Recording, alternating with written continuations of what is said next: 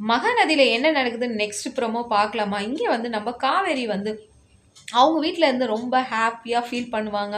அப்ப அவங்க அம்மாவும், அவங்க பாட்டியும் கேட்பாங்க, "ஏன் காவேரி இவ்ளோ செலவு பண்ணி கட்டிலு வாங்கின்னு வந்தேனம்மா, பாட்டிக்கு இல்லன்னு சொன்னாங்க. அப்ப நான் என்னம்மா பண்ணிட்டோம்? தேக்கு கட்டிலுன்னும்போது" எல்லாம் பசங்கலாம் சந்தோஷமா இருக்கிற டைம்ல வந்து அங்க வந்து நம்ப கங்கா வந்து சொல்லும், "பாருங்க இந்த வீட்டுக்கு நான் யாரோ 3வது மனுஷன் மாதிரியே இருக்கிறேன்.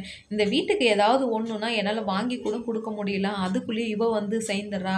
அப்ப இந்த வீட்ல இருக்கிறவங்க யார மதிப்பாங்க? காவேரிய தானே மதிப்பாங்க. அவ வசதியா இருக்கிறான்னு தானே அவ எல்லாத்தையும் வாங்கி குடுக்குறான்னும்போது, அதுக்கு குமரன் வந்து சொல்லுவாரு, "எல்லாத்தையும் நீயே பேசுறியே, கொஞ்சம் மூச்சு குடுத்து பேசு. நீ என்ன யோசிக்கிறியோ அதே தான் காவேரியும் யோசிக்கிறா. நம்ம லேட்டா யோசிக்கிறோம். அவ கொஞ்சம் ஃபாஸ்ட்டா யோசிச்சிடுறான்னு. ஒரு வீட்டுக்கு அக்கா வீட்டுக்காரனா இந்த மாதிரி தாங்க இருக்கணும். ஏத்தி விடாத அழகா சாஃப்ட்டா அந்த இடத்துல வந்து ரொம்ப ரிலாக்ஸா வந்து யாருக்கும் பிரச்சனை இல்லன்னு சொல்ற குமரனை எனக்கு ரொம்ப புடிச்சிருக்கு. உங்களுக்கு மகாநதி புடிச்சிருந்தா லைக் பண்ணுங்க, கமெண்ட் பண்ணுங்க.